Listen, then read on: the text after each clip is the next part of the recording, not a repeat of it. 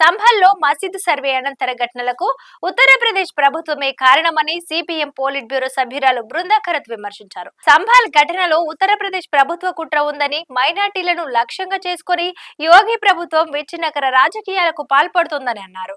ఆదివారం సంభల్లోని షాజా జామా మసీద్లోకి పెద్ద ఎత్తున పోలీస్ బలగాలు ప్రవేశించాయని, దీనిని వ్యతిరేకించిన స్థానికులపై పోలీసులు కాల్పులు జరిపారని, ఆ కాల్పుల్లో మొత్తం 5 వ్యక్తులు చనిపోయారని సిపిఎం రాష్ట్ర కార్యదర్శి హీరాలాల్ యాదవ్ చెప్పారు. అయితే మసీదు సర్వేకు వ్యతిరేకంగా సుప్రీంకోర్టులో ఆయన పిటిషన్ కూడా వేశారు.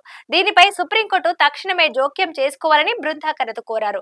1991లో ఆమోదించబడిన ప్రార్థనా స్థలాల చట్టం స్వాతంత్ర్యం వచ్చిన తర్వాత దేశంలోని మత ప్రార్థనా స్థలాల విషయంలో యథాతథ స్థితిని కొనసాగించాలని పేర్కొంటోంది. దీనికి భిన్నంగా దిగువ కోర్టు ఇచ్చిన తీర్పుపై సుప్రీంకోర్టు జోక్యం చేసుకుని ఆ ఉత్తర్వులను రద్దు చేయాలని ఆమె కోరారు.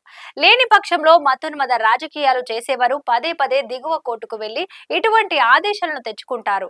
ఆ ఆదేశాలను ఉపయోగించుకొని మసీదులను లక్ష్యంగా చేసుకుంటారు. అయితే ఇది మతపరమైన హింసకు దారి తీస్తుందని సంభల్ ఘటన ఇందుకు నిదర్శనమని ఆమె అన్నారు. సమాజ్వాదీ నేతలపై తప్పుడు కేసులు. సంభల్లో మసీదు సర్వే సందర్భంగా 3 ముస్లిం యువకులను అన్యాయంగా కాల్చి చంపిన పోలీసులు ఇప్పుడు బాధితులపైనే తప్పుడు కేసులను బనాయించారు. ఇటీవల కాల్చి చంపిన పోలీసులు ఇప్పుడు బాధితుల కుటుంబాలపై తప్పుడు కేసులు బనాయించారు. రాళ్ల దాడి ఘటన జరిగిన ఒక రోజు తర్వాత హింసాత్మక ప్రాంతంలో ఆర్ఐఎఫ్ సిబ్బందిని మోహరించారు. ఇంటర్నెట్ సేవలను నిలిపివేశారు. సమాజ్వాదీ పార్టీ నేత అఖిలేష్ యాదవ్ స్పందిస్తూ పార్టీ నేతలపై తప్పుడు కేసులు పెట్టడాన్ని వ్యతిరేకించారు. ఇది వాటి న్యూస్. చూస్తూనే ఉండండి టీటెన్.